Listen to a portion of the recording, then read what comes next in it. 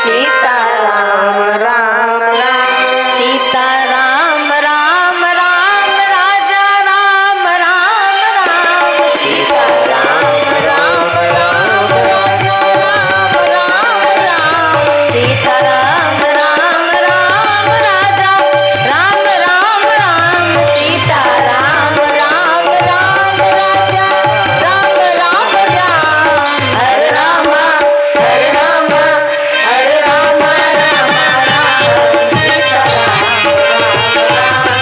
हरे राम राम राम सीताराम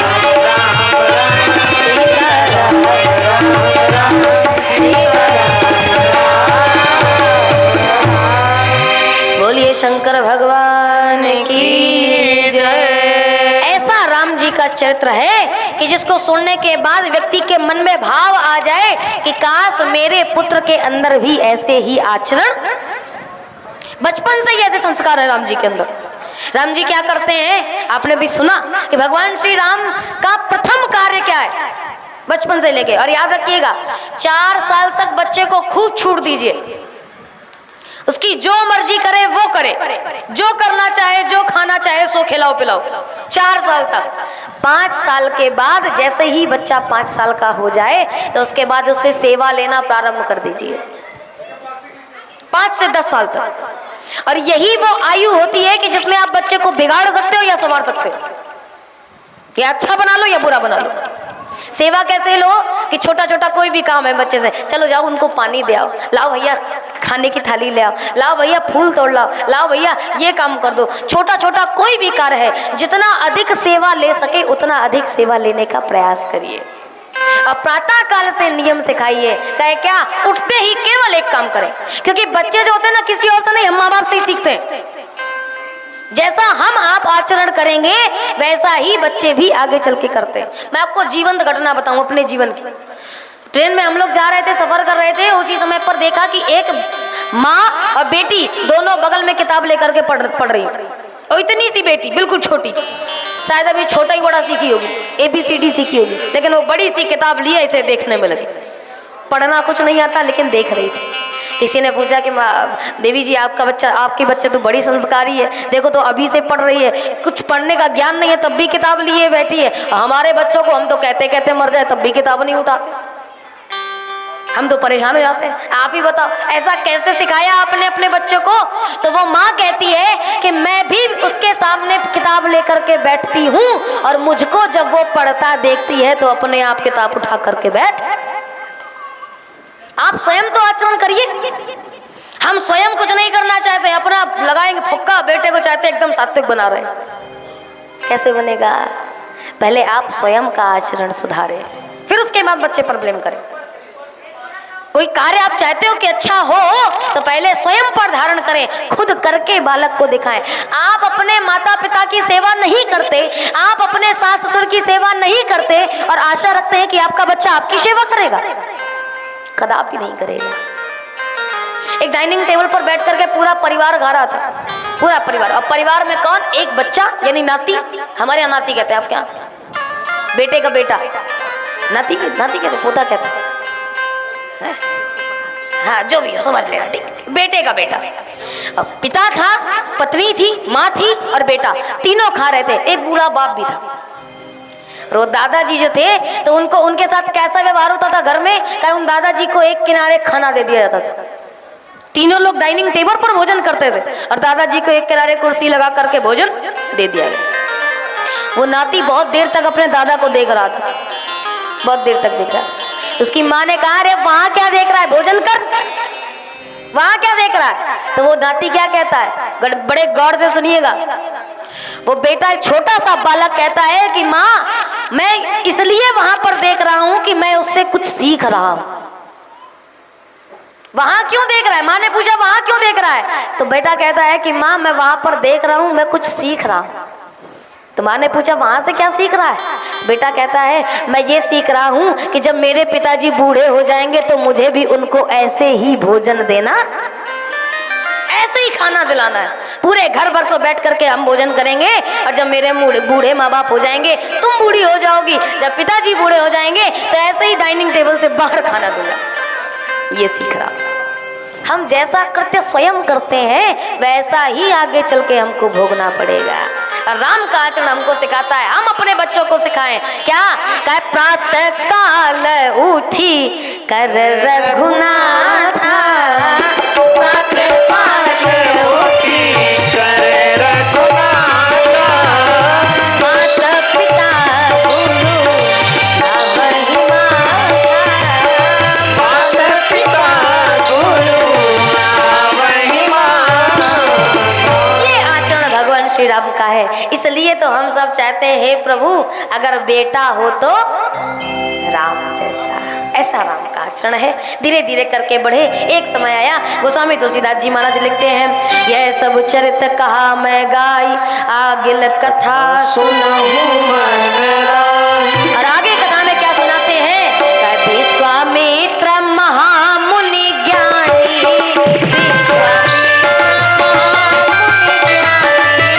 बसहि विपिन शुभ आश्रम जानी, बसहि विपिन शुभ आश्रम जानी। जहाँ जप जग जोग मुनि करही, जहाँ जप जग जोग मुनि करही, अति मारीच सुबाहु करही, अति मारीच सुबाहु करही। गोस्वामी तुलसीदास जी महाराज ने लिखा, विश्वामित्र जी जंगल में आश्रम बना करके रहते हैं। और कैसे हैं? कहा विश्वामित्र केवल मुनि नहीं है, महामुनि ज्ञानी। और ऐसे ज्ञानी ब्राह्मण जंगल में आश्रम बना करके रह रहे हैं, तो समस्या क्या है? कहे जहाँ पर भी ऋषि मुनि जप जोग तप हवन आदि करते हैं तो मारीच और सुबाहु नाम के दैत्य को बहुत डरते हैं। इतना डरते हैं कि मुख से बोलकर मंत्र नहीं करते, मन ही मन मंत्र का जाप करते हैं और जाप कर करके आहुति करते हैं। इस बात का क्या प्रमाण है? क्या चौपाई लिखी है कि राक्षस सुनते नहीं है कि हवन हो रहा है। जैसे यहाँ पर कथा चल रही है और किसी दूरदार किसी को पता करना है तो माइक से आवाज सुनेगा ना, आवाज सुनेगा तभी तो पता चलेगा कि हाँ कथा हो रही है।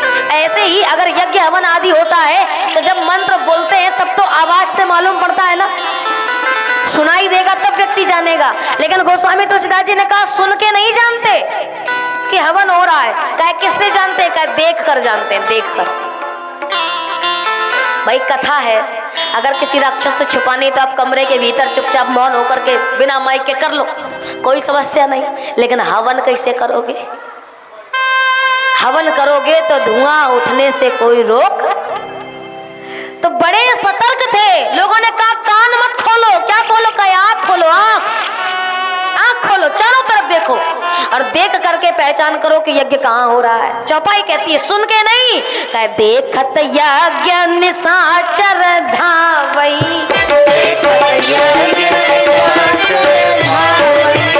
करहि उपद्रव मुनि सुख पावई, करहि उपद्रव मुनि सुख पावई।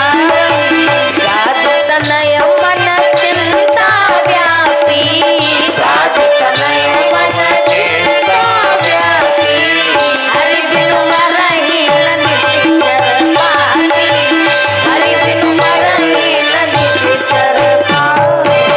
विश्वामित्र जी के मन में यह भाव आया कि बिना भगवान के अवतार के ये राक्षस मरने वाले नहीं है, तो क्या करें? क्या फिर भगवान को बुलाया जाए। और जैसे ही हाथ जोड़ करके बैठे तैसे ही नारद जी पधार गए।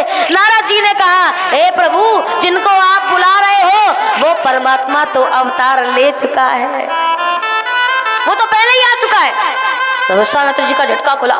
विश्वामित्र जी ने कहा कहाँ आया है? कहा दशरथ जी के यहाँ पर आया है। दशरथ जी कौन? कहे क्षत्रिय, क्षत्रिय के यहाँ पर आया है। कहा हाँ क्षत्रिय के यहाँ पर आया है। और जैसे ही ये सुना तैसे ही विश्वामित्र जी क्रोध में भर गए, क्रोध में भर गए। क्यों भर गए? विश्वामित्र जी अपनी जाति से ब्राह्मण नहीं है, क्षत्रिय है। आप सब लोग जानते होंगे विश्वामित्र जी क्षत्रिय हैं और पहले क्षत्रिय धर्म का ही पालन करते थे। जातियां तो हम आपने बनाई है हो। भगवान कहता है मैंने सृष्टि का निर्माण किया है, लेकिन सृष्टि में मैंने जातियां नहीं बनाई। क्या बनाए? क्या मैंने वर्ण बनाए, वर्ण। गीता में भगवान श्री कृष्ण कहते हैं चातुर्वर्ण मया सृष्टा, ये मेरी रचना है। क्या वर्ण मैंने बनाए हैं, लेकिन तो काय वर्णों का विभाजन कैसे किया है? काय गुण कर्म विभाग सह, जन्म के आधार पर नहीं, गुणों और कर्मों के आधार पर लोगों को वर्गों में बांटा है। भले ही वो क्षत्रिय की संतान क्यों ना हो, लेकिन यदि वो प्रकांड ब्राह्मण है, प्रकांड विद्वान है, तो फिर वो ब्राह्मण ही माना जाएगा। ये नियम चलता था पहले। जैसे हिस्ट्री भी आप लोग देखोगे तो कक्षा 9th 10th में पढ़ करके देखिएगा हिस्ट्री, और हिस्ट्री में पढ़ने को मिलेगा कि जो आर्य बाहर से आए हमारे भारत देश में, तो पहले से ही कुछ लोग बसे हुए थे। उसके बाद जब बाहर से लोग आए तो वो रंग के आधार पर आर्य और अनार्य बनाए गए। जो लोग पहले से ही बसे थे उन्हें अनार्य घोषित किया गया, और जो बाहर से आए वो आर्य बन गए। लेकिन अनार्यों में जो गोरे रंग का होता था तो उन्हें आर्यों में शामिल कर लिया जाता था, और आर्यों में जो काले रंग का होता था उन्हें अनार्यों में भेज दिया जाता था। ये पद्धति हमारे इतिहास में पढ़ा होगा 9th 10th में चलती थी। तो इसी प्रकार से भगवान कहते हैं मैंने बांटा है, बेशक बांटा है, लेकिन मैंने जाति के आधार पर नहीं बांटा कि राजा का बेटा ही राजा बनेगा, पंडित का बेटा ही पंडित बनेगा। नहीं, व्यक्ति को जन्म के आधार पर नहीं, उसके गुण और कर्म के आधार पर बांटा। क्षत्रिय हैं विश्वामित्र जी महाराज जन्मजात, और जन्म से क्षत्रिय है, क्षत्रिय धर्म का पालन भी किया। तो कहा जब क्षत्रिय थे तो ब्राह्मण गए बन गए। ब्राह्मण क्यों बन गए? कहा एक बार विश्व को विजय करके आ रहे थे, और विश्व विजय करके जैसे ही वापस आए तो सेना इतना थक गई थी, सेना ने कहा महाराज अब हम आराम करेंगे। विश्वामित्र जी को कोई और नहीं मिला, आगे चल के वशिष्ठ जी महाराज का आश्रम मिल गया, और वशिष्ठ जी के आश्रम में विश्राम करने लगे। तो विश्वामित्र जी की ख्याति थी, नाम था पूरे भारत देश में, पूरे विश्व में डंका बजता था विश्वामित्र के नाम का। और इतने बड़े थे, वशिष्ठ जी महाराज ने देखा मेरी कुटिया में पधारे, हाथ जोड़ करके प्रार्थना करी, और प्रार्थना करके कहा कि यदि आपकी आज्ञा हो तो आपकी सारी सेना की खातिरदारी हम करना चाहते हैं। विश्वामित्र जी हंस पड़े। विश्वामित्र जी ने कहा खुद के खाने का ठिकाना नहीं है, हमारे भोजन की व्यवस्था करोगे? खुद भीख मांग के लाते हो, अपना पेट पालते हो, और हमारे भोजन की व्यवस्था कर लोगे? वशिष्ठ जी महाराज ने कहा कर लेंगे, आप दायित्व तो दीजिए। विश्वामित्र जी ने कहा अगर नहीं कर पाए तो आपको बंदी बना लूंगा, आपको मेरे सामने नतमस्तक होना पड़ेगा। वशिष्ठ जी महाराज ने कहा ना कर पाऊं तब ना? कहा हाँ तब। तो कहा ठीक है, शर्त स्वीकार कर ली। और रात्रि भर में जितने भी इतनी सहस्त्र की सेना थी, उस सारी सेना की व्यवस्था वशिष्ठ जी महाराज ने कर दी। और जैसे ही व्यवस्था करी विश्वामित्र जी चकित रह गए, आखिर ऐसा किया कैसे?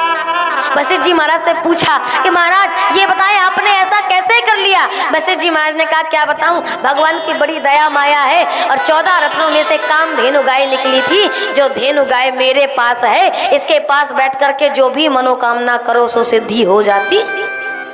और उस कामधेनु गाय के ही चलते मैंने आपकी सारी सेना की व्यवस्था करी है।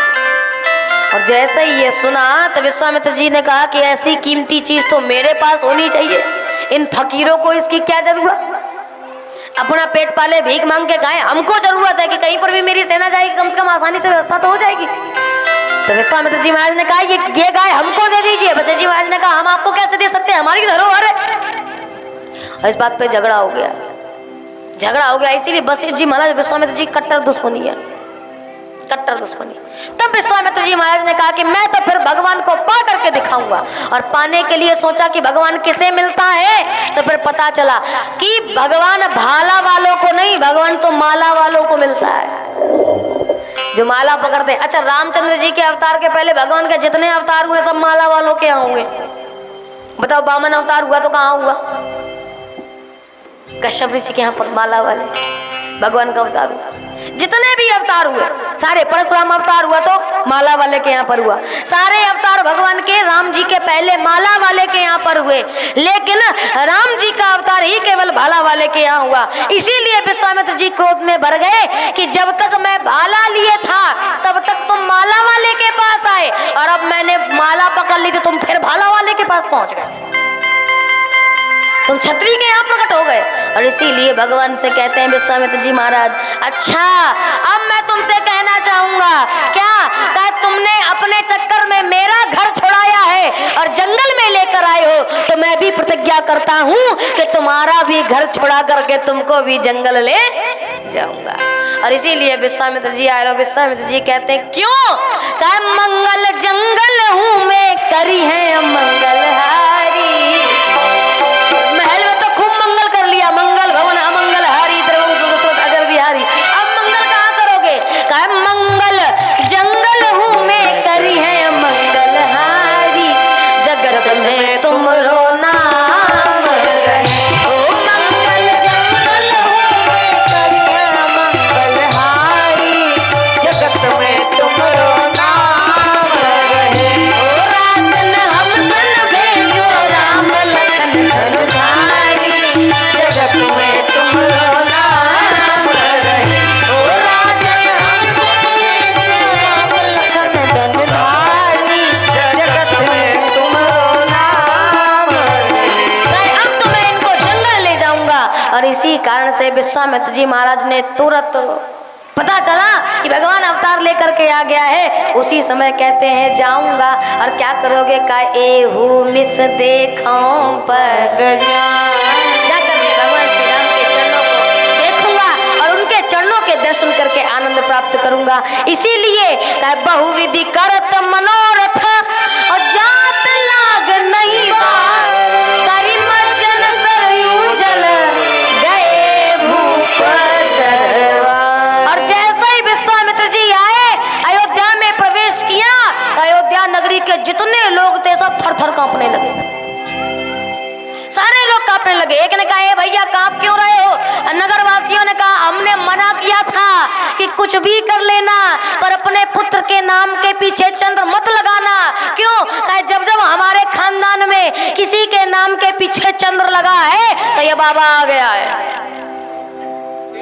और आया तो आया है, लेकिन गरीब के घर में भी भीख मंगवा ली है, अपनी बेबी बच्चों को भी बिकवा लिया है, ऐसा बाबा आया है। कहे कौन? कहे एक खानदान में हुए थे हरिश्चंद्र, नाम के पीछे लगा था चंद्र, तो ये बाबा आया और आने के बाद सारा राजपाट खरीद करके चला गया, सारा राजपाट लेकर चला गया। हमने दशरथ जी से कहा था कि राम जी के नाम के पीछे चंद्र मत लगाना, हमने कहा था कि राम का नाम रामचंद्र मत रखो, क्योंकि चंद्र लगाओगे तो फिर से कोई ना कोई बाबा चला और देखो आ गया।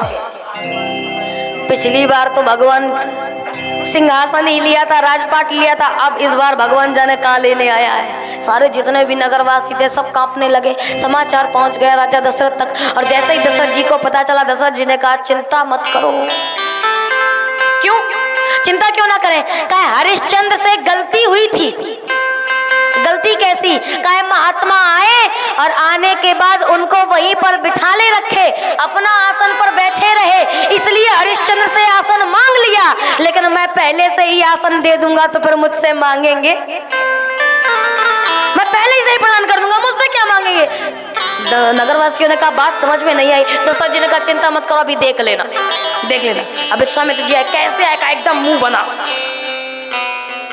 क्रोध में भरे, भौहें टेढ़ी, चेहरा एकदम गंभीर। और जैसे ही आया समाचार मिले, गोस्वामी तुलसीदास जी कहते हैं का मुनि आगमन सुना जब राजा, मुनि आगमन सुना जब राजा, मिलन गयो लई दीप समाजा, मिलन गयो लई दीप समाजा, करि दंडवत मुनि सन्मानी, करि दंडवत मुनि सन्मानी, निज आसन बैठारने आनी, निज आसन बैठारने आनी, चरण पखार की नयति पूजा, चरण पखार की नयति पूजा, मौसम आज धन्य नहीं दूजा, मौसम आज धन्य नहीं दूजा। क्या क्या नहीं किया राजा दशरथ जी ने? कहा सबसे पहले मुनियों का समाज लेकर के गए, आदर सत्कार किया, लेकिन फिर भी विश्वामित्र जी महाराज प्रसन्न नहीं हुए, डब्बी जैसा मुंह बनाए। और जैसे ही सामने पहुंचे, का आदर कर रहे हैं तब भी फल नहीं मिल रहा है, तब भी नहीं मुस्कुरा रहे हैं, का मामला गड़बड़ है, फिर क्या करे? का बहुत चरण पखारी, आसन पर बिठाला, चरणों को धुला, और चरणों को धुल कर करके कहाँ बिठालते हैं? कहाँ बिठाला? का अपने बगल में, अपने बगल में कुर्सी लगा करके बिठा दिया होगा। कहे नहीं, कहाँ बैठाला? कहा जो राजा दशरथ का आसन है उसी आसन पर श्री राजा दशरथ जी ने विश्वामित्र जी महाराज को बैठाला। निज आसन, निज माने अपना, जिस आसन पर, जिस सिंहासन पर राजा दशरथ स्वयं बैठा करते थे उसी आसन पर बैठा दिया। मानो राजा दशरथ ने कहा महाराज जो मेरा है सो आपका मैंने पहले से ही कर दिया है, आपको मांगने की जरूरत नहीं, मांगने की जरूरत नहीं है, बैठो मेरे आसन पर। और जैसे ही निज आसन बैठा रही, यानी कहा अब तो खुश हो गए होंगे, कहा नहीं अब हम खुश नहीं है, आप भी मुंह बनाए। और जैसे ही मुंह बनाए दशरथ जी ने कहा हे भगवान अगर ऐसे ही मुंह बनाए रहे तब फिर मामला गड़बड़ हो जाएगा, इनको कुछ ना कुछ करके हंसाना पड़ेगा, और अगर ये प्रसन्न नहीं हुए तो फिर हमारी हार्ट बीट बंद नहीं होगी, हमारी धक धक बनी रहेगी। और जैसे ही ये कहा तो कहे हंसाए कैसे, याद आ गया। और जैसे ही याद आया तो क्या किया, गोस्वामी तुलसीदास जी कहते हैं कहे विविध भांति भोजन करवा, विविध भांति भोजन करवा, विविध भांति भोजन करवा, विविध भांति भोजन करवा। इसके पहले नहीं लिखा कि खुश हुए कि नहीं, इसके पहले चौपाई नहीं कहती प्रसन्न हुए कि नहीं, इस चौपाई के बाद तुरंत अगली चौपाई गोस्वामी तुलसीदास जी ने लिखी मुनि बर हृदय हरस अति भावा, मुनि बर हृदय हरस अति भावा, मुनि बर हृदय हरस अति भावा। इसके बाद ही जब भोजन कर लिया तब जाकर के विश्वामित्र जी खुश हुए, तब जाकर के चेहरे में स्माइल आई। तो दशरथ जी ने कहा कि जड़ी बूटी सीख लो कि पंडित जी को प्रसन्न करना है तो अच्छा अच्छा भोजन कराओ, बढ़िया बढ़िया खिलाओ, और बढ़िया वीआईपी खिलाओगे तो पंडित जी अपने आप खुश हो जाएंगे। और सही बताया, अब यहाँ पर जैसे कहीं भी है आप स्वयं बताओ, इसीलिए कहते ना पंडित बनने में बड़ा फायदा है, खासकर हमारे जैसे बन जाए तो फिर कहना ही क्या है। घर में बैठोगे और घर में अगर तुम भोजन मांग दो तो एक दफा पत्नी मना भी कर सकती है कि क्या दिन भर खाते ही रहते हो, रुको थोड़ी देर बाद में देंगे। और पंडित जी अगर कह दे 10 बजे माने 10 बजे तो फिर 10 बजे भोजन। अगर कहूँ ज्यादा थकी हो, ज्यादा परेशान है तो कहीं जाओ खुद परस ले खा ले, हमको ना परेशान करो। लेकिन पंडित जी के लिए थाली खुद लग के आती है। जय हो। और ऐसे ही नहीं कहे सवेरे नाश्ता अलग, दोपहर में भोजन अलग, कथा कही के जाए फिर नाश्ता और फिर उसके बाद में फिर भोजन। और ऐसा भी नहीं कि एक दाल सब्जी चावल चला पड़ा, एक से एक वीआईपी भोजन। जय हो। मिलता है कि नहीं? सवेरे सवेरे काजू किशमिश बादाम क्या नहीं क्या है। लोग कहते हैं, इसीलिए कहते हैं पंडित जी बनने में बड़ा फायदा है। लोग कहते हैं भूखों मर रहे, इतनी गरीबी है भारत देश में, हम कहते हैं तुम कथावाचक बनो, खा खा के मरोगे, इतना खाने को मिलेगा, खा खा के मरोगे। कथावाचक बनो।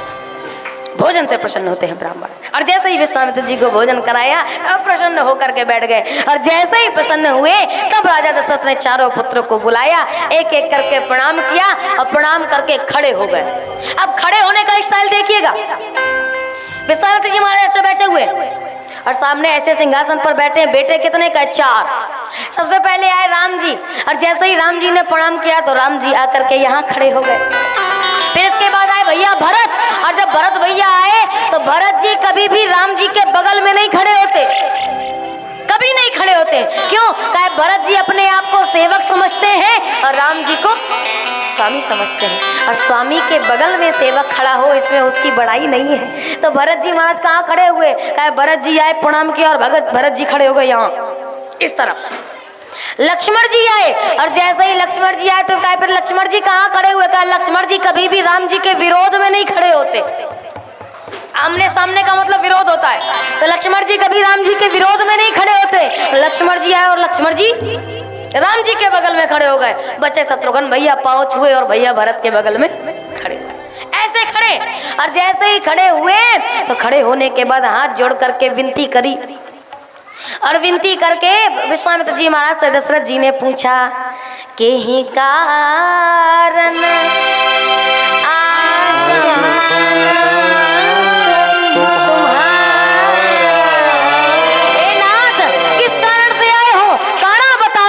करहु सो करत न लावो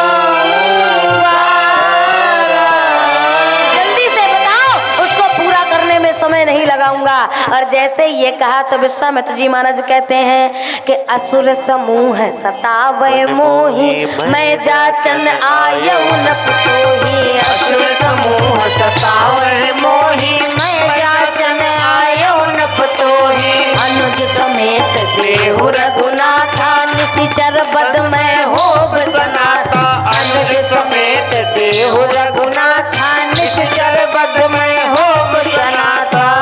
हो मंगल जंगल हूँ मैं, करी है मंगल हाय। हो मंगल जंगल हूँ मैं, करे मंगल हाय। जगत में तुमरो नाम रहे। राजन हम सुन भेजो, राम लखन जमधारी। जगत में तुमरो नाम रहे। राजन हम सुन भेजो, राम लखन जमधारी। जगत में तुमरो नाम रहे। अब यहाँ पर संकेत की बड़ी पावन बात है, जरा समझिएगा। विश्वामित्र जी महाराज ने कहा कि मुझे राक्षस सता रहे हैं, असुर समूह सतावे, तो मैं राक्षसों से परेशान हूँ, मैं आपसे मांगने के लिए आया हूँ, मांगने के लिए आया हूँ। दशरथ जी ने सोचा कि अच्छा राक्षस परेशान कर रहे, तो ठीक है कोई बात नहीं, एक टुकड़ी सेना आपके पास भेज देता हूँ। एक टुकड़ी सेना लेकर के चले जाइए और राक्षसों का वध हो जाएगा। विश्वामित्र जी ने कहा सेना ही चाहिए होती तो कहा हमारी मंत्र शक्ति कम है, हम चाहें तो अपनी मंत्र शक्ति से ही उनको भस्म कर सकते हैं, लेकिन हमको सेना नहीं चाहिए। तो कहा फिर क्या चाहिए? कहा अनुज समेत देहु रघुनाथ, छोटे भाई के साथ में मुझे रघुनाथ प्रदान करिए। तो कहा रघुनाथ क्यों चाहिए? सेना को, राक्षसों को मारने के लिए तो सेना ही पर्याप्त है। तो विश्वामित्र जी महाराज ने कहा दो लोग क्यों मांग रहे हो? पहले कौन? कहा पहले अनुज और दूसरे भगवान श्री राम। तो कहा दो लोग क्यों चाहिए? राक्षसों को मारने के लिए तो एक ही काफी है।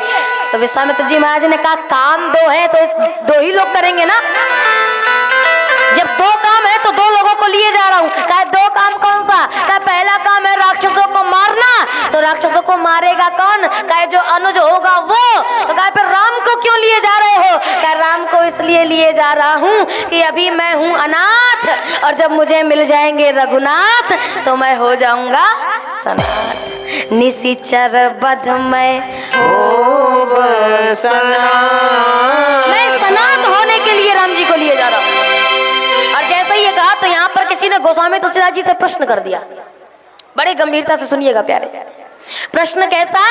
प्रश्न किया कि ये बताइए, चौपाई कहती है अनुज समेत देहु रघुनाथा, और अनुज में राम जी के अनुज में तो भरत भी आते हैं, लक्ष्मण भी आते हैं और शत्रुघ्न भी, तीनों आते हैं कि नहीं आते? तो लक्ष्मण ही कहे गए। लक्ष्मण को ही क्यों ले गए?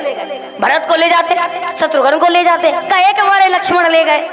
तब विश्वामित्र जी महाराज कहते हैं इनके अनेकों कारण मिलते हैं। आप जब कभी मानस पढ़ेंगे तो अनेकों विद्वानों ने अपने अपने अनेक कारण दिए। कहा पहला कारण लक्ष्मण को ले जाने का क्या है? तो मैंने आपको बताया कि जब आसन लगा और आसन में जब राम लक्ष्मण भरत शत्रुघ्न खड़े हुए तो राम लक्ष्मण यहाँ खड़े थे और भरत शत्रुघ्न यहाँ खड़े थे। तो विश्वामित्र जी ने कहा हमको ये वाली जोड़ी नहीं, हमको तो ये वाली जोड़ी चाहिए, और ये वाली जोड़ी में राम के साथ में अनुज के रूप में लक्ष्मण है, इसलिए हम लक्ष्मण चाहते हैं। दूसरा कारण क्या? दूसरा कारण क्या? क्या पहला काम क्या है? क्या राक्षसों का वध करना। राक्षसों को मारने के लिए तो ले जा रहे हैं, तो क्या राक्षसों का वध करने के लिए भरत को ले जाओ।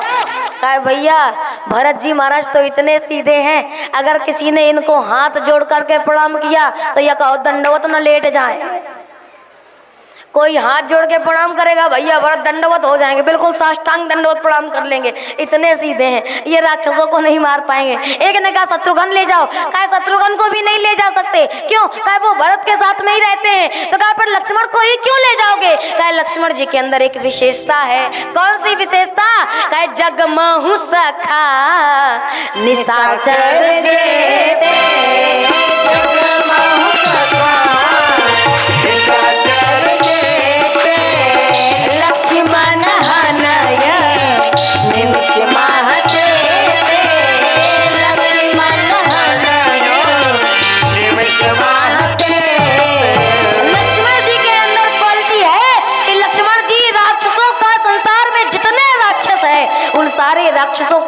निमिष में मार सकते हैं, एक निमिष में। इसलिए मैं लक्ष्मण को ले जाना चाहता हूँ। और हकीकत बात है, आगे चल के हुआ भी यही। जितनी देर में राम जी ने 1.5 निशाचर मारे, 1.5 का मतलब 1 सही 1/2, एक राक्षस पूरा मार दिया और एक आधा मार पाए, सतयोजन का सागर पारा।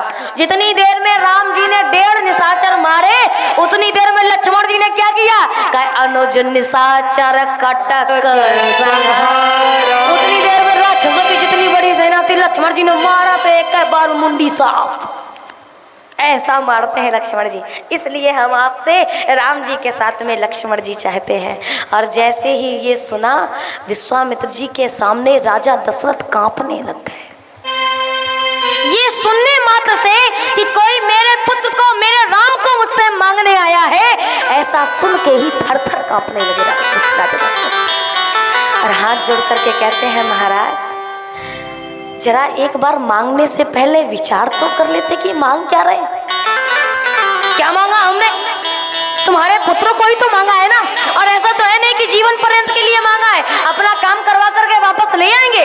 राजा दशरथ ने कहा, महाराज यदि राम मेरी आंखों से एक क्षण भी दूर हुए तो मैं जीवित नहीं रह पाऊंगा, मैं जीवित नहीं रह पाऊंगा। यद्यपि मेरे सारे पुत्र मुझे बराबर प्रिय है, पर राम देत नहीं बनत गोसाई। राम को कैसे दे सकता हूँ? राम कोई देने की वस्तु नहीं है, राम कोई लेने देने की चीज नहीं है, मैं राम को कैसे दे सकता हूँ? तो कहा फिर क्या करोगे, मना कर दोगे? हाथ जोड़ करके दशरथ जी कहते हैं, प्रभु जो चाहिए वो मांग लो, पर राघव को मैं न दूंगा, राघव को मैं न दूंगा, मुनिनाथ मरते मरते, मुनिनाथ मरते मरते,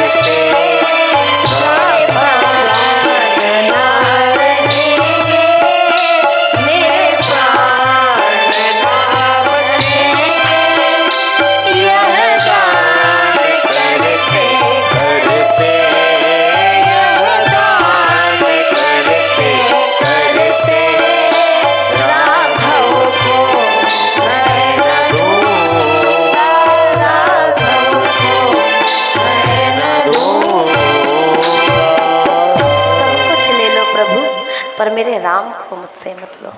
और याद रखिएगा, सच्चे प्रेमी भगवान के आप तभी बनोगे जब कोई भी पाप कर्म आ जाए, कोई भी बुरा कृत्य आता है हमारे सामने, तो वो हमसे भगवान को छीनता है, वो हमसे भगवान को दूर करता है। और जितने भी पाप आए उन सब से बस यही कहना, दुनिया में सब कुछ चला जाए, पर अपने भगवान को हम अपने आप से दूर नहीं करेंगे, भगवान नहीं दूर करेंगे। राजा दशरथ से जैसे ही मांगा, विश्वामित्र जी बिगड़ पड़े, नहीं दोगे इसका मतलब हमारी आज्ञा की अवहेलना कर रहे हो। और यदि ऐसा था तो फिर पहले क्यों कहा कि कहीं कारण आगमन तुम्हारा, कहाऊ सो कर तुम लाऊ बात, पहले क्यों कहते हो? पहले आशा बनाते हो और उसके बाद उम्मीद तोड़ देते हो। ए राजा दशरथ, उम्मीद तोड़ने से बड़ा पाप कोई और नहीं होता है।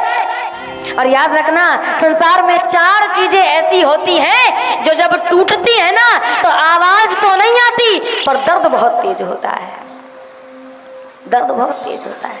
क्या पहला कौन? क्या पहली होती है उम्मीद। जब किसी की उम्मीद होती है ना तो कोई जान नहीं पाता कि उम्मीद टूट गई, पर दर्द बहुत होता है। दूसरा, जब कोई किसी पर भरोसा करता है, विश्वास किसी का टूटता है, तब भी कोई व्यक्ति जान नहीं पाता, आवाज नहीं होती, लेकिन दर्द बहुत। जब कोई किसी को धोखा देता है, प्रेम में गद्दारी करता है, आवाज तो नहीं होती, पर दर्द बहुत होता है, बहुत दर्द होता है। और क्या चौथी चीज सौगंध, कोई तोड़े तो उसके बाद आवाज तो नहीं होती, लेकिन भीतर ही भीतर व्यक्ति मरने लगता, खुद की आत्मा हमको कोसने लगती, खुद ही व्यक्ति मरता है। 4 चीजें टूटे, आवाज नहीं होती, उम्मीद लगा दी, तुम कहते हो कि कहूँ सो करत ना लाऊ बारा, और उसके बाद जब मैं मांग रहा हूँ तो देने से इनकार कर रहे हो। क्यों क्यों इनकार कर रहे हो? राजा दशरथ ने कहा कि मैं आपसे एक सौदा करता हूँ प्रभु। और सौदा कैसा? कहे आप मुझसे राम मत मांगिए, बस इतना ही चाहता हूँ, आप मुझसे राम मत मांगिए, बदले में जो चाहिए वो ले लीजिए, जो चाहिए ले लीजिए। विश्वामित्र जी ने कहा राम के बदले में क्या दे सकते हो, क्या दे सकते हो? दशरथ जी ने कहा राम का नाम 2 अक्षर का है ना, राम 2 अक्षर का नाम है, और ये 2 अक्षर की जितनी भी वस्तुएं मेरे पास हैं वो सब ले लो, सब ले लो। चौपाई कितनी गजब की गोस्वामी तुलसीदास जी ने लिखी। बाबा कहते हैं क्या ले लो? कहे मांगहु भूमि, बताओ भूमि कितने अक्षर? धेनु, धेनु कितने अक्षर? धन, धन कितने अक्षर? कोसा, कितने अक्षर? मांगहु भूमि धेनु धन कोसा, मांगहु भूमि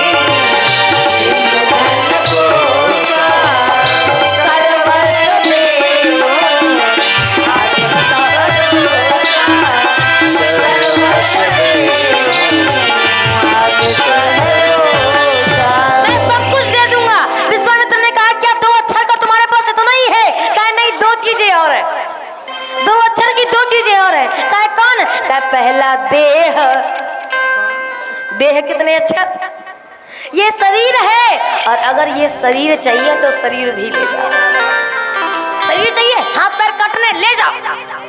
तो किसी विश्वामित्र जी ने कहा हाथ पैर का हम क्या करेंगे तुम्हारे, हाथ पैर की हमको क्या जरूरत? कहे तो फिर दूसरी चीज क्या है? कहे दूसरी चीज है प्राण। अब प्रभु एक बात बताऊं, संसार में व्यक्ति को सबसे पहले प्रिय है संपत्ति, और यदि संपत्ति में आग लग जाए तो फिर व्यक्ति अपने देह को बचाता है, और यदि देह में गलता लग जाए तो फिर व्यक्ति अपने प्राणों की रक्षा करता है। तो प्राणों से प्रिय संसार में कुछ भी नहीं है। लेकिन यदि आप कहें कि राम के बदले में तुम मुझे प्राण दे दो, तो मैं प्राणों को भी देने के लिए तैयार हूँ।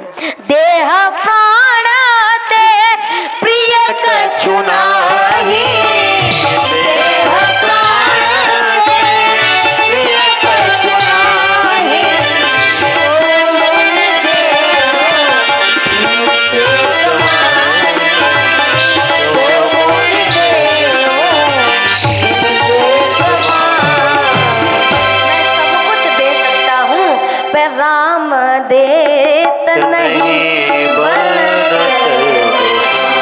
राम को नहीं दूंगा।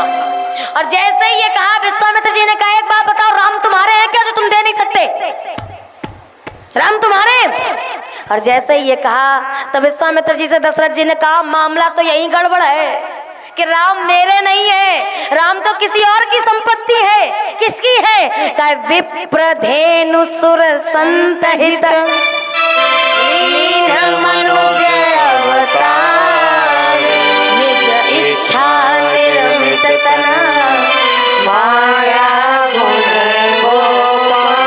भगवान तो किसी और की संपत्ति है, और राम यदि मेरी संपत्ति हो तो मैं तो दे दूं। जैसे आपके पास 500 रुपया आपका है, और यदि आपका है और हम मांगे कि हमको 500 रुपया दे दीजिए, तो आपका है तो आप दे देंगे। लेकिन अगर आप खुदा किसी का उधार लिए अपनी जेब में डाल रहे हैं 500 रुपए, और हम देख ले, हम कहते हैं भैया हमको 500 रुपए दे दीजिए, बहुत ज़रूरत है, तो आप क्या दे पाओगे? क्या कहोगे कि दे तो देता, यदि मेरा होता तो दे देता, लेकिन ये किसी और की अमानत है तो मैं आपको दे सकता नहीं। इस प्रकार से दशरथ जी ने कहा राम यदि मेरी संपत्ति होते तो मैं दे देता, पर राम मेरी नहीं संपत्ति है, राम पर कई लोगों का अधिकार है। तो कहा फिर तुम क्यों बहसबाजी कर रहे हो, तुम क्यों मना कर रहे हो? कहा मैं मना इसलिए कर रहा हूँ कि राम है ट्रस्ट की संपत्ति, और इस संपत्ति का मैनेजर मुझको बनाया गया है। इस संपत्ति का मैनेजर मैं हूँ, तो मैं इसकी रखवाली करूंगा। और यदि कोई भी आकर के मुझसे ट्रस्ट की संपत्ति मांगेगा तो अधिकार तो नहीं है कि मैं संपत्ति दे सकूं, लेकिन हाँ रक्षा की जिम्मेदारी अवश्य मेरी है। विश्वामित्र जी महाराज ने कहा, तो कहा फिर मैं तुम्हें एक उपाय बताता। क्या उपाय कैसा? क्या यदि कोई व्यक्ति ट्रस्ट की संपत्ति नहीं दे सकता है, मैनेजर बना बैठा है, चलो कोई बात नहीं, संपत्ति नहीं दे सकता तो कम से कम अपना पद तो दे सकता है, अपनी कुर्सी तो दे सकता है। और यदि मैनेजर की पोस्ट खाली करके चला जाए, मैनेजर की पोस्ट में उस व्यक्ति को बैठाल दे, तो बताओ अपने आप संपत्ति उसकी हो गई कि नहीं? हो गई ना। विश्वामित्र जी ने कहा तुम राम मत दो, लेकिन अपनी पदवी पर मुझे बिठा दो, राम अपने आप हमें मिल जाएंगे। और यही किया विश्वामित्र जी महाराज ने। विश्वामित्र जी महाराज के कहने पर राजा दशरथ ने वशिष्ठ जी ने समझाया, और समझाने के बाद क्या किया, कहे आप मुनि नहीं हो, मैं आपको अपना पद दे रहा हूँ। कैसा पद, कहे तुम मुनि पिता आन नहीं को,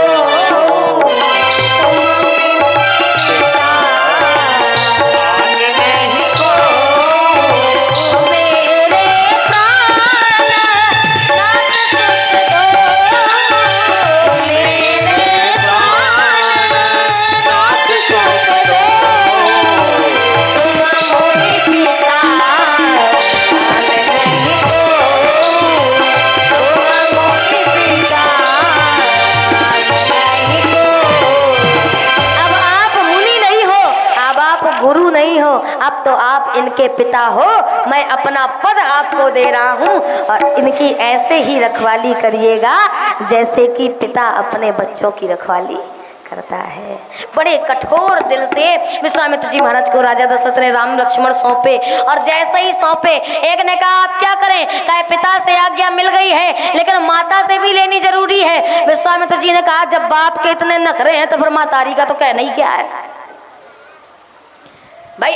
माँ को ममता की खान कहा जाता है, और माँ इतना प्रेम करती है कि पिता तो एक बार कहते हैं कि जाओ हॉस्टल में डाल दो, पढ़ लिख लेगा। माँ कहती है अभी तो छोटा है, कहाँ डाल रहे हो, हमसे दूर रहेगा, कैसे जिएगा। माँ को ममता होती है। तो कहा जब पिता ने इतने ड्रामे किए देने में, तो फिर भगवान ही मालिक है कि माँ देगी कि नहीं। तो विश्वामित्र जी से किसी ने कहा तो फिर एक काम करो, कहे क्या, कहे बिना माता की आज्ञा के ले जाओ, बिना माता की आज्ञा के ले जाओ, पिता ने तो आज्ञा दे दी है। और जैसे ही ये कहा तो विश्वामित्र जी महाराज कहते हैं, ए भैया अगर माता से आज्ञा ले ली तो हो सकता है कि मेरा कार्य बिगड़ जाए, पर यदि मैंने आज्ञा नहीं ली तो ये पक्का है कि इनका संस्कार बिगड़ जाएगा, इनका संस्कार बिगड़ जाएगा। और मैं कहता हूँ कार्य बने ना बने, लेकिन संस्कार बिगड़ना नहीं चाहिए, संस्कार नहीं बिगड़ना चाहिए बच्चों का। और इतना कहते ही विश्वामित्र जी महाराज ने कहा जाओ माता जी से आज्ञा लेकर के आओ। और जैसे ही गए, कौशल्या मैया को पता चला कि एक ब्राह्मण लेने आया है, फट से आज्ञा दे दी, तुरंत दे दी। एक ने कहा ये बताओ अम्मा ने नखरे कहे नहीं किए, ये क्यों नहीं कहा कि कहे लिए जा रहे, कहाँ लिए जा रहे, क्या कैसा है, पूछा तक नहीं कौशल्या मैया ने। क्यों, क्योंकि कौशल्या मैया को पता था क्या, जब भगवान श्री राम का जन्म हुआ था तो जन्म के बाद शंकर जी योगी तपस्वी का वेश बना करके भगवान के दर्शन करने के लिए आए थे। और दर्शन करने के लिए जब आए तो काहे का वेश बनाया था, कहे ज्योतिषी का वेश बना करके आए थे। जोशी का भेष बना करके भगवान के दर्शन किए। और जब ज्योतिषी का भेष बना करके आए, भगवान को हाथ में लिया, तो जौन काम से आए हैं तो फिर वो काम तो करना ही पड़ेगा।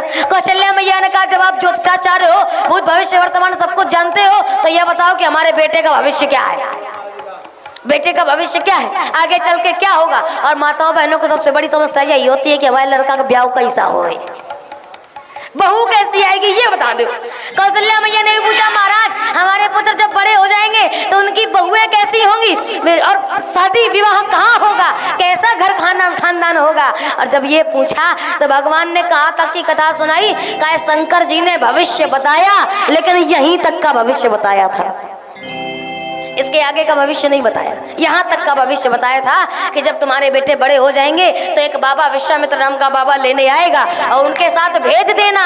क्यों, कहे उनके साथ यदि भेज दोगी तो फिर बेटों के साथ में बहुएं भी आ जाएंगी। और जब बहुओं का उड़ाव होता है तो फिर माता ने कहा जा जल्दी जा जल्दी जा जल्दी जा।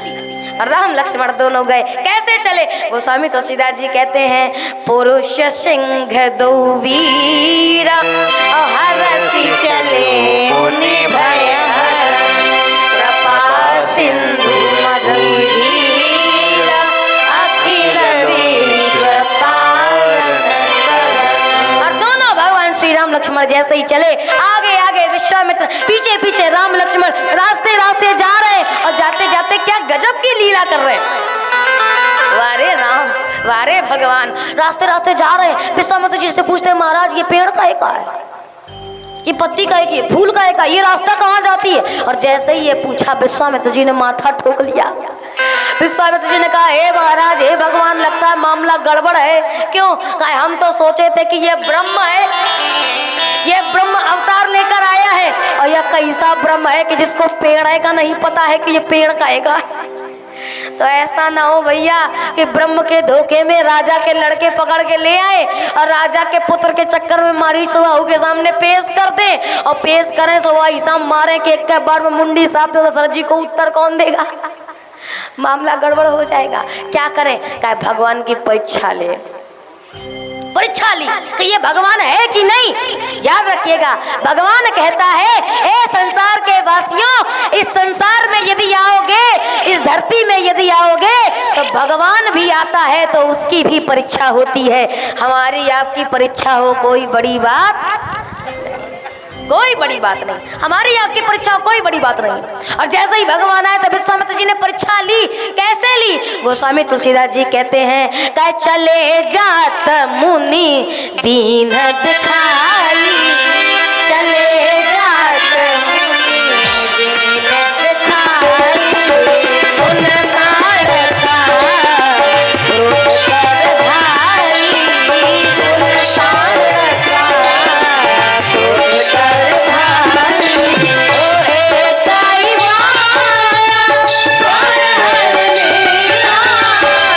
एक ही बार प्राण हरने आई, दीन जानते निज पद दीवान, दीन जानते निज पद दीवान।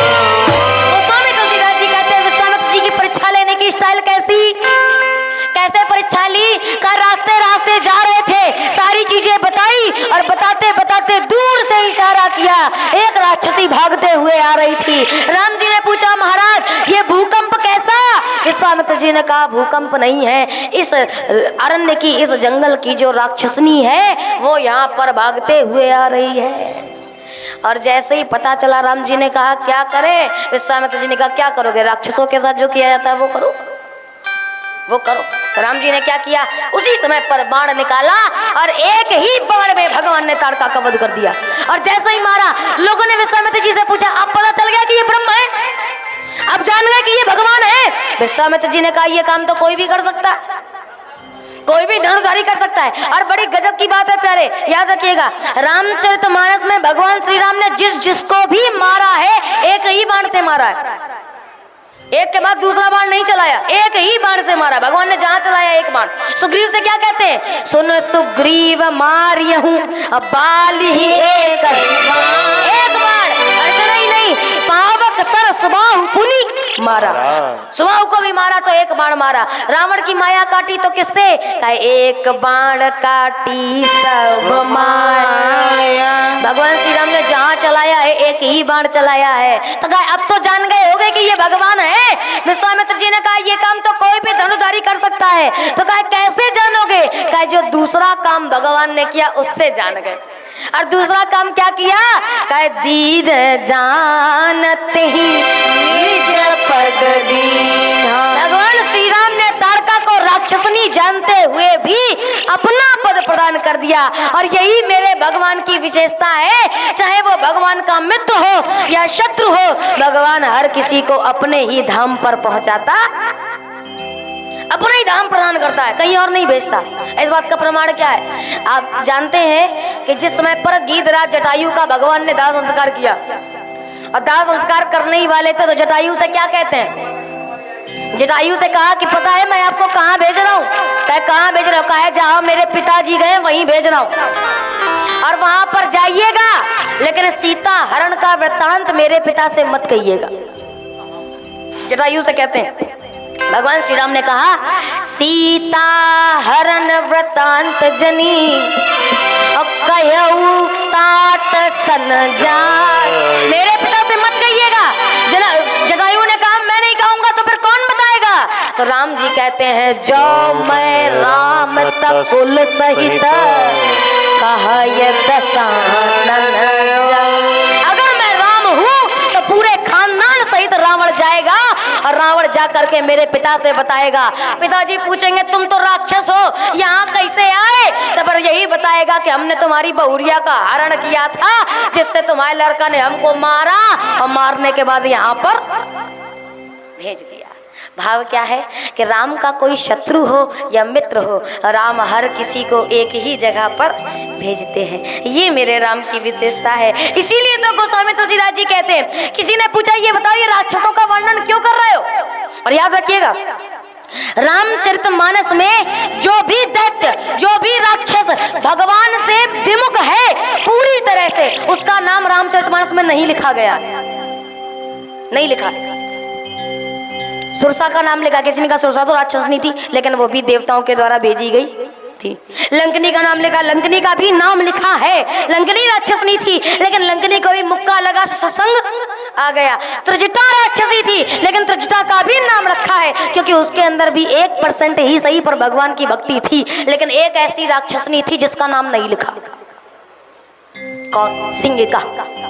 सिंगिका का नाम आपको मानस में नहीं मिलेगा, वो किसी अन्य रामायण से पता चलता है। इसमें क्या लिखा है? क्या? निशिचर एक सिंधु महा रहाई, करी माया नभ के खग नाम नहीं लिखा। क्यों? ये पूरी तरह से भगवान से विमुख है, इसलिए नहीं लिखा। तो किसी ने कहा राक्षसों के नाम क्यों लिखे? गोस्वामी तुलसीदास जी कहते हैं इसलिए लिखे हैं, एही लागी तुलसी दास इनकी कथा कछु एक है कही। क्यों? रघुवीर सर तीरथ शरीर त्यागी गति इसलिए इनका नाम लिखा है कि व्यक्ति को केवल 2 ही चीजें तार सकती हैं, या तो राम का नाम और या तो राम का बाण। तो राम का नाम नहीं ले सकते कोई बात नहीं, पर राम का बाण लगेगा सो तर जाएंगे। इसलिए इनका वर्णन मैंने रामचरितमानस में किया है। ये मेरे राम की विशेषता है। दीन जानते ही निज पद, और जैसे ही अपना पद प्रदान किया उसके बाद तुरंत अगली चौपाई लिखी है। इसके पहले नहीं लिखा, इसके पहले नहीं लिखा कि विश्वामित्र राम को जाने की नहीं, इसके बाद तुरंत अगली चौपाई में गोस्वामी तुलसीदास जी ने लिख दिया, तब ऋषि निज नाथ जी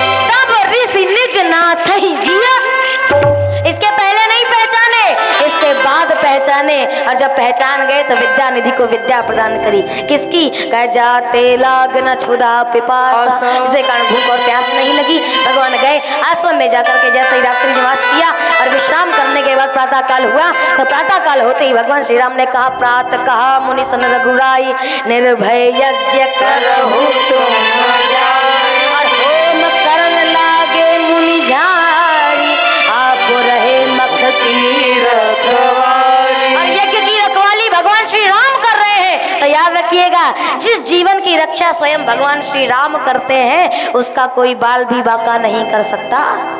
निश्चिंत रहो करके करें। पहले डर था तो डर के कारण मंत्र भीतर भीतर बोलते थे, राक्षस धुआं देख के आते थे, लेकिन अब देख के नहीं आए हैं, चपाई बदल गई। अब धुआं देख के नहीं आए, कहे कैसे आए? बाबा कहते हैं, कहे सुनी मारी चन साचर कोई, सुनी मारी ले सहाय धावा, ले सहाय धावा। अब देखत यज्ञ नहीं, कहे सुनी मारी, मंत्रों की ध्वनि को सुना, और जैसे ही सुना मारीच ने कहा, इनके अंदर इतनी सामर्थ्य कब से आ गई कि रावण का राज्य है, हमारे जैसे दैत्यों के रहते ये इतना जोर जोर से मंत्र पढ़ रहे हैं, आखिर ऐसी कौन सी संजीवनी बूटी पी ली है, ऐसा कौन सा अमर तत्व का वरदान प्राप्त कर गए जो हमारा भय भूल गए? चलो चल के देखते हैं। और मुनियों के पास में गए, राम जी रखवाली कर रहे हैं। विश्वामित्र जी से पूछा, कोई डर है? कहा कोई डर नहीं है। क्यों? क्योंकि बाल न बाका होता उसका, बाल न बाका होता जिसका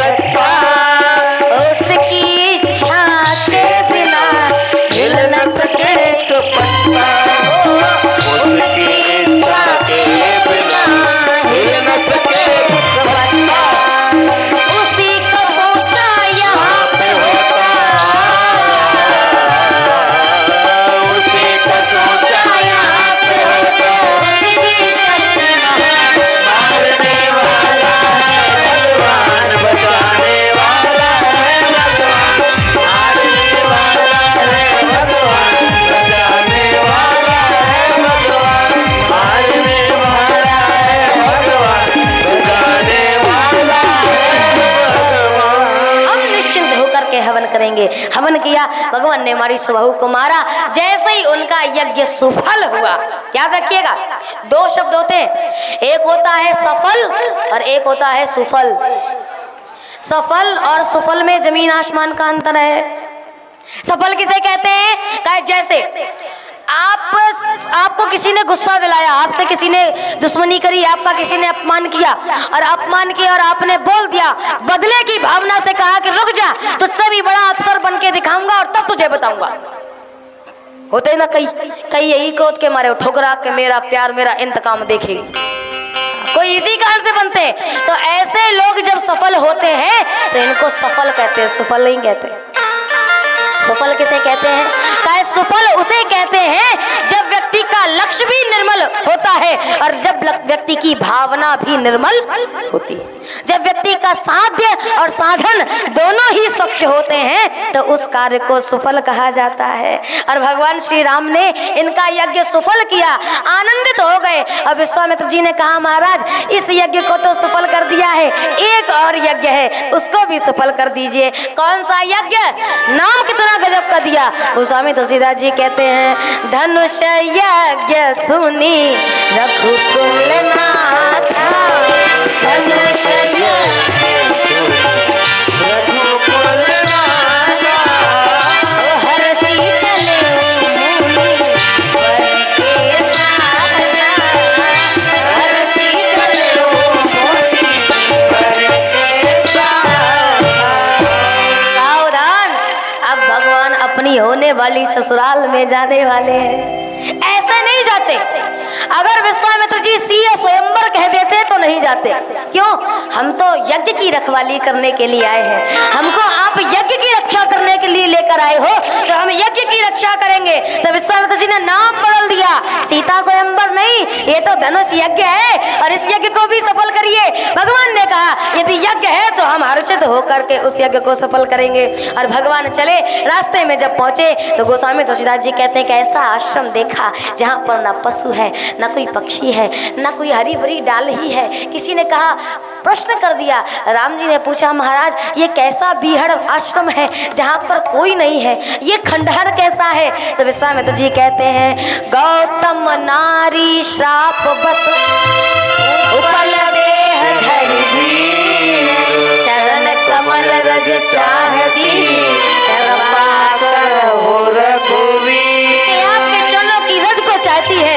और जैसे ये कहा उसी समय पर भगवान ने अपना चरण स्पर्श कराया और जैसे ही स्पर्श कराया तैसे ही परसत पद पावन शोक न सावन प्रकट भई सब कुछ सही शेषत रघुनायक जन सुखदायक सनम कहि कर जोर अति प्रेम वीरा पुलक शरीरा मुख नहीं आवे वचन कही अति सहवर भागी चरणन लागी चुमत नयन जलधार तीरथ मद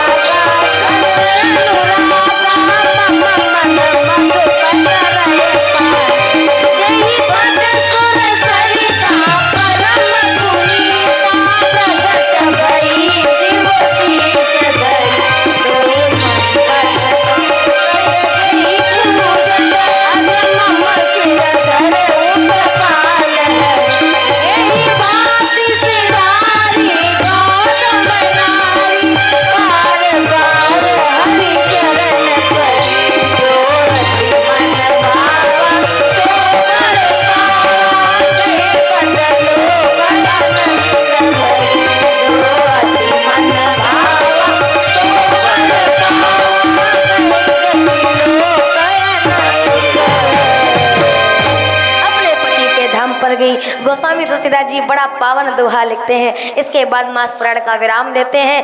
कौन सा दोहा? काय अस प्रभु दीन बंधु हरि, कारण रहित दयाल। बड़ा सुंदर भाव है। और इस दोहे को लिखते लिखते गोस्वामी तुलसीदास जी की भी आंखों से आंसू गिरने लगा। रोते हुए मारो मेरे भगवान की महिमा का वर्णन करते हैं। मेरा परमात्मा कैसा? काय अस प्रभु दीन बंधु हरि, जो बिना कारण के ही कारण रहित दया, बिना कारण के ही दयालुता दिखाता है। तो क्या करे? काय तुलसीदास सठ तेहि भज, छाड़ी कपट जंजाल। ऐसे संसार के जंजाल को छोड़ करके ऐसे मेरे दीन दयाल परमात्मा का भजन करो, उसका ध्यान करो, उसका नाम स्मरण करो। और कैसे करो? कहे आते भी राम बोलो, जाते भी राम बोलो, आते भी राम बोलो, जाते भी राम बोलो, आते भी राम बोलो, जाते भी राम बोलो, आते भी राम बोलो, जाते भी राम बोलो। तुम जब भी मुँह खोलो, तुम जब भी मुँह खोलो, बस राम राम बोलो, आते भी राम बोलो, जाते भी राम बोलो, आते भी राम बोलो, जाते भी राम बोलो। जगते भी राम बोलो, सोते भी राम बोलो, जगते भी राम बोलो, सोते भी राम बोलो, हंसते भी राम बोलो, रोते भी राम बोलो, हंसते भी राम बोलो, सोते भी राम बोलो। तुम जब भी मुँह खोलो, तुम जब भी मुँह खोलो, बस राम आते भी राम बोलो, जाते भी राम बोलो, आते भी राम बोलो, जाते भी राम बोलो। तुम जब भी मुँह खोलो, बस राम राम बोलो, आते भी राम बोलो, जाते भी राम बोलो, आते भी राम बोलो, जाते भी राम बोलो, आते भी राम बोलो, जाते भी राम बोलो। बोलिए राघवेंद्र सरकार की जय हो। इसी भावना के साथ आज की बात पुष्पांजलि यहीं पर समर्पित करते हैं। और कल बड़ी ही पावन राम विवाह की चर्चा हम आप लोग श्रवण करेंगे। भगवान श्री राम कैसे प्रवेश किए, कैसे गए, और बड़ा ही सबसे अद्भुत प्रसंग जो राम जी के जनकपुरी में प्रवेश करने के पश्चात का है, वो है भगवान का पुष्प वाटिका प्रसंग। और बड़ा ही अद्भुत प्रसंग है, हम आप सभी लोग सुनेंगे। और बढ़िया जनाती बराती सब बनकर आना, आधे बराती बनकर आना, आधे जनाती बनकर आना, कुछ राम जी की पार्टी के बन के आना, और कुछ भैया जानकी की पार्टी